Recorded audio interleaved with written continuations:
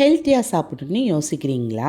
சாமரிசி plus கருப்பு உளுந்து வச்சு பண்ணின இட்லி தோசை மாவு தான். வாங்க எப்படி செய்கிறேன்னு பார்க்கலாமா? சாமரிசி 2 கப் எடுத்துக்கிறேன். இதை நல்லா வாஷ் பண்ணிவிட்டு எடுத்து வச்சுக்கோங்க. கருப்பு உளுந்து 1/2 கப் ப்ளஸ் வெந்தயம் 1 டீஸ்பூன், இதையும் நல்லா வாஷ் பண்ணி எடுத்து வச்சுக்கிறேன். இதை 4 to 5 hours ஊற வச்சுக்கிறேன். ஃபஸ்ட்டு உளுந்து சாஃப்டாக ஃப்ளஃபியாக கிரைண்ட் பண்ணுங்கள். அப்போ தான் இட்லி சாஃப்டாக வரும். கொஞ்சம் வாட்டரும் ஆட் பண்ணிக்கிறேன். அப்புறம் சாமரிசி கொஞ்சம் கிரைனி டெக்ஸ்சரில் இதை அரைச்சிக்கிறேன். 2 மாவும் மிக்ஸ் பண்ணி அரைச்சிட்டு தேவையான அளவு உப்பு ஆட் பண்ணிக்கிறேன். பேட்டர் கன்சிஸ்டன்சி இட்லி மாவு மாதிரி திக்காக இருக்கணும். 8 to 10 hours நைட்டு ஃபுல்லாக ஃபெர்மெண்ட் ஆக விட்டுட்டேன். ஸோ மார்னிங்கில் மாவு நல்லா பொங்கி வந்துருச்சு. இட்லி பிளேட்டில் போர் பண்ணிவிட்டு 10 to 15 minutes ஸ்டீம் பண்ணுங்கள்.